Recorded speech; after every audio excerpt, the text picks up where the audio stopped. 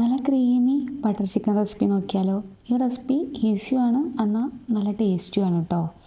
അപ്പോൾ എപ്പോഴെങ്കിലും ഒന്ന് ട്രൈ ചെയ്ത് നോക്കണേ. പാൻ ചൂടായി വരുമ്പോൾ 1/2 ടേബിൾ സ്പൂൺ ഓയിൽ ഒഴിച്ചു കൊടുക്കുക. അതിലേക്ക് 4 മീഡിയം സൈസ് അനിയൻസ് കട്ട് ചെയ്തതും കൂടെ ആഡ് ചെയ്ത് നന്നായി ഒന്ന് സോട്ടേ ചെയ്തെടുക്കാം. ജസ്റ്റ് ഒന്ന് വാടിയാൽ മതിയാവും, ബ്രൗൺ കളറൊന്നും ആവണ്ട. ഈ ഒരു പരുവത്തിന് എടുക്കാം. ചൂടൊക്കെ ആറിയതിന് ശേഷം മിക്സിയുടെ ജാറിലോട്ട് ആഡ് ചെയ്ത് കൊടുക്കുക. ഇനി ഒരു 15 കാഷ്യൂ സോക്ക് ചെയ്തതും കൂടെ ഇട്ട് നന്നായി അരച്ചെടുക്കാം. ഇനി ആ സെയിം പാനിൽ തന്നെ ഒരു 100 ഗ്രാമോളം ബട്ടർ ആഡ് ചെയ്ത് കൊടുത്തിട്ട് ചിക്കൻ ഒന്ന് ഫ്രൈ ചെയ്തെടുക്കണം. ഞാൻ 1 kg വിത്ത് ബോണാണ് ചിക്കൻ എടുത്തിരിക്കുന്നത്. നിങ്ങൾക്ക് വേണമെങ്കിൽ ബോൺലെസ്സും യൂസ് ചെയ്യാം കേട്ടോ.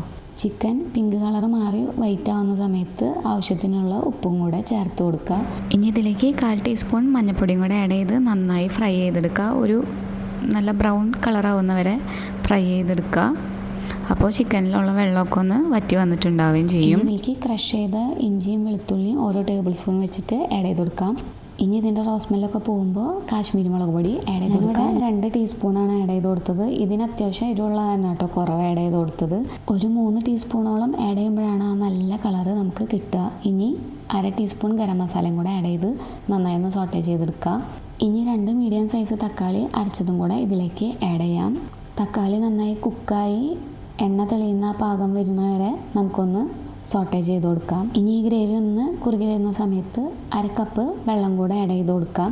ചിക്കനൊക്കെ പാകത്തിന് വെന്തിട്ടുണ്ട്. ഇനി നമ്മൾ അരച്ച് വെച്ച ഒനിയൻ കാഷ്യൂനട്ട് പേസ്റ്റും കൂടെ ആഡ് ചെയ്ത് നന്നായി മിക്സ് ചെയ്യുക. അതിൻ്റെ ആ റോസ്മെല്ലൊക്കെ ഒന്ന് പോണ വരെ ഒന്ന് റോസ്റ്റ് ചെയ്തെടുക്കുക.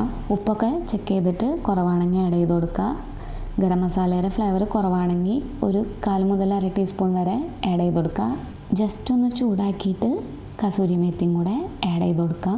ഇപ്പോഴാണ് ആ ബട്ടർ ചിക്കൻ്റെ സ്മെല്ല് നമുക്ക് വരിക. കുറച്ച് മല്ലിയിലയും കൂടെ ആഡ് ചെയ്ത് കൊടുക്കാം. ഒരു ചെറിയ പീസ് ബട്ടറും കൂടെ ആഡ് ചെയ്യാം. അപ്പോൾ ഇത്രയേ ഉള്ളൂ. നല്ല ടേസ്റ്റി ആയിട്ടുള്ള ബട്ടർ ചിക്കനാണ്. ട്രൈ ചെയ്ത് നോക്കൂ കേട്ടോ.